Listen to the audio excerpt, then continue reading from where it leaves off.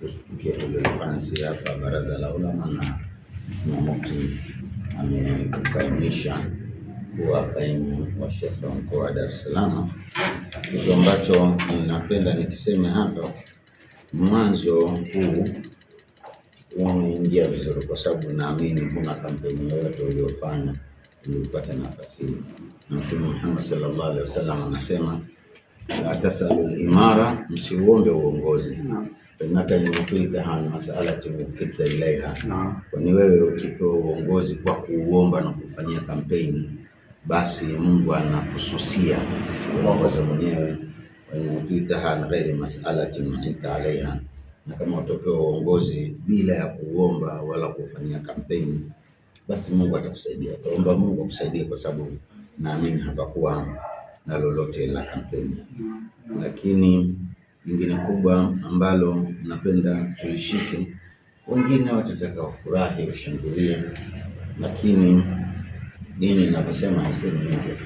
Dini inasema kwamba man uliya alqadha faqad dhubiha bighairi sakini, mwenye kupewa uongozi kachinjwa bila kisu.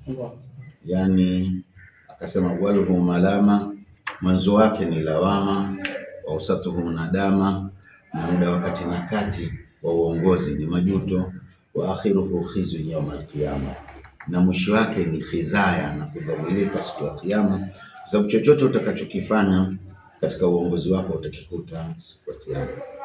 Wewe tukuombe ushikamane sana na Mungu, na Mungu akusaidie, mbembeleze mpaka yeye mwenyewe aone kwamba unambembeleza. Usije ukaona kwamba ninaweza. Muombe sana akusaidie, wa matashauna ila insha Allah, wallahu khalaqakum wa ta'malun, Mungu akumbeni na yale mnayoyafanya. Kwa hiyo muombe Mungu akushike mkono katika hili. Sisi tumetarajia kwako kheri, Mheshimiwa Mufti katarajia kwako kheri, basi muombe Mungu uwe katika misingi ile aliyokutarajia kiongozi wetu mkuu Mufti. Sina zaidi la kusema ila kuombea kila la kheri kwa wadhifa mpya. Ni kwamba ukiwa kiongozi una mama wewe, una sababu ya kupanda sana, kwa sababu imetajwa kwamba viongozi walikuwa wema, waadilifu, watakaa katika viti vya thamani, malele na karibu kuumeni kwa arsha ya Mwenyezi Mungu, kwa sababu ya uadilifu na kazi nzuri watakayofanya. Kubwa sisi viongozi wako tupo, na tuna ujumbe ambao tutakupa kwenye barua yako ambao hatutaji katika watu hapa. Chukua ushauri, una wazazi, una viumbe, una wakubwa zako waliokutangulia. Kwa hiyo kuwa mwingi wa kushauriana nao, hutopotea, na kuombea kila la kheri katika nafasi yako mpya ya uongozi. Nashukuru sana Sheikh.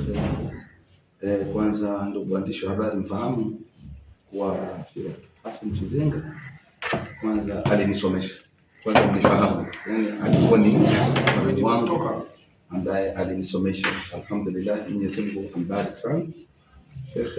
Nimepokea uteuzi huu kwa sura ya huzuni, wala sio sura ya furaha kabisa.